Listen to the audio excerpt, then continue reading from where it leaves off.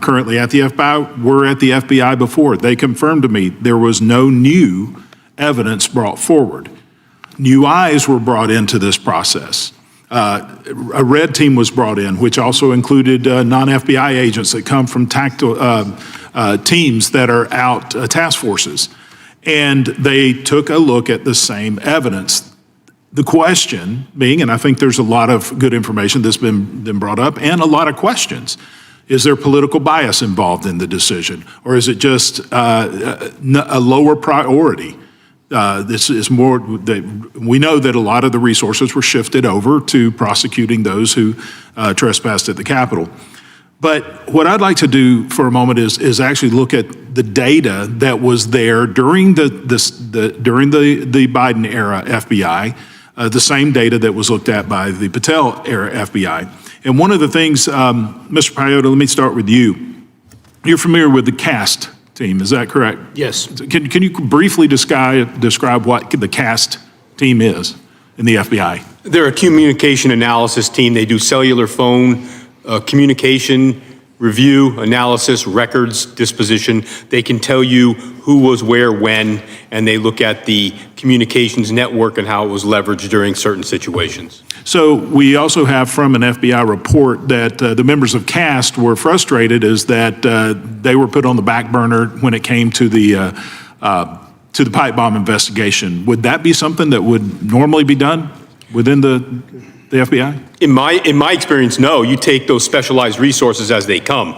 Unfortunately, what they might have run into were turf battles, personality issues, and things that tend to hinder investigations, where that's where that engaged leadership would come in and bulldoze right through those challenges and make sure that internal FBI resources were properly and completely engaged, which did not happen, it appears, across this investigation. Okay.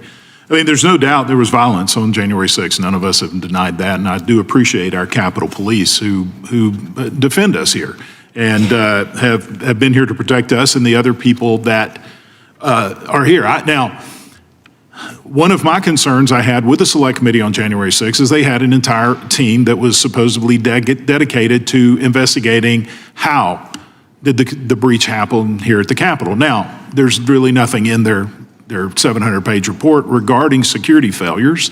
However, Republicans investigating this all the way back to Representative Banks, who's now Senator Banks, as well as my previous investigation, uncovered what appears to be a massive intelligence failure. And one of those that we're actually getting more information right now are the CHSs, confidential human sources, which we know that there were several embedded, which I think that's important for the FBI to have these informants embedded in extremist groups.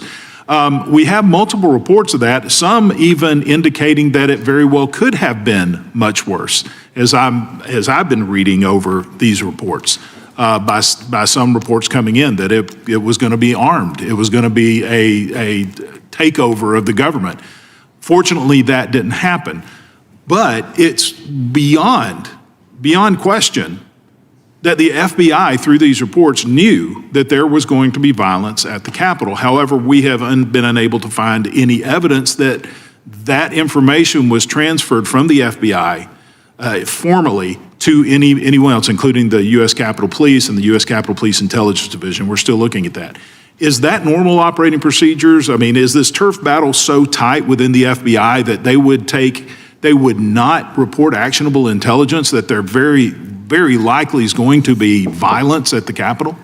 I think what you found here was a communication failure. They downplayed the information. They probably saw that it wasn't actionable or it came from sources of questionable reliability. So they downgraded the veracity of the information, chose not to disseminate some of it to the partners and let them make their own decisions. In my opinion, it was a bad judgment call inside the Bureau not to have that pre-event call, share that information with them, let the partners make their own decisions and combine it with information that they may have developed separately. So I would say it was an intelligence shortfall. It was clear the intelligence was there because even the Metropolitan DC, their own emergency management department, ordered hospitals to double their blood supply just based on their intelligence of what was coming in. So, that we would not be able to use these agencies to work together to make sure that we weren't caught flat-footed as we were on January 6th. One other question I have about the cast.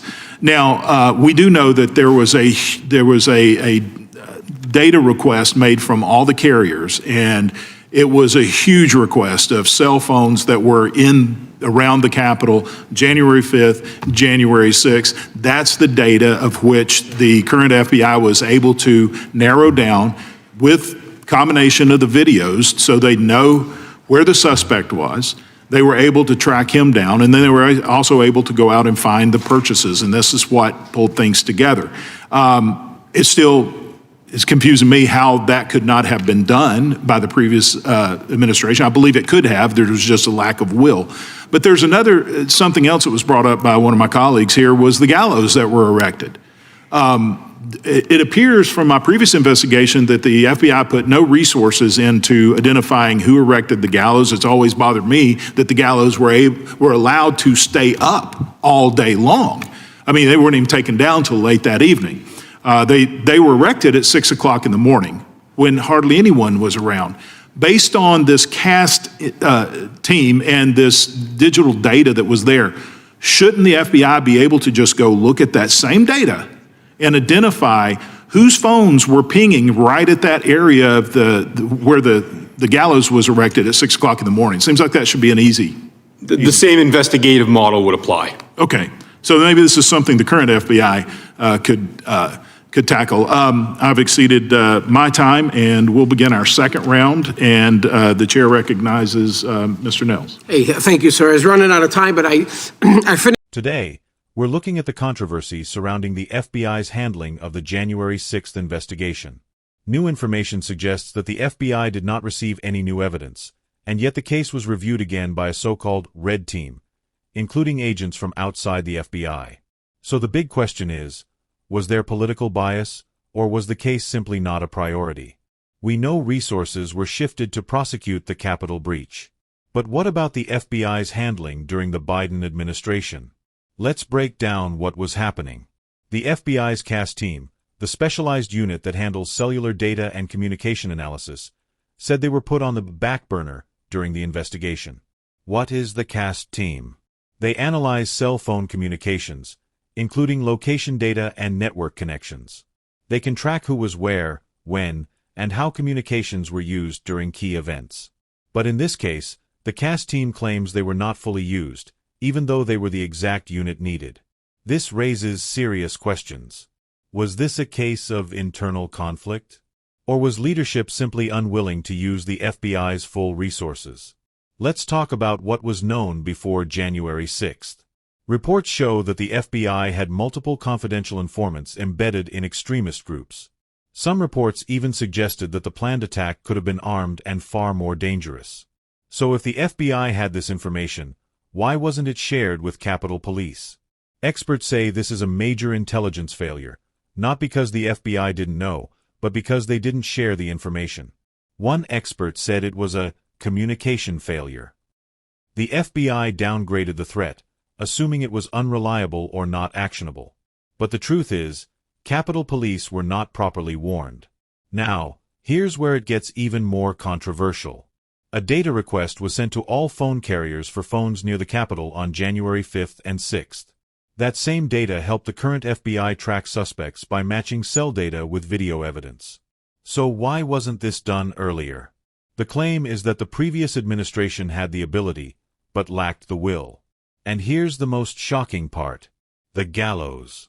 The structure was erected early in the morning and remained standing all day. According to investigators, the FBI never used cell data to identify who built the gallows, even though the same methods used later could have been applied. So, was it a lack of resources? A lack of will? Or something else? We're still waiting for answers. If you want to stay updated on this investigation, subscribe and turn on notifications. Breaking news and political analysis, right here.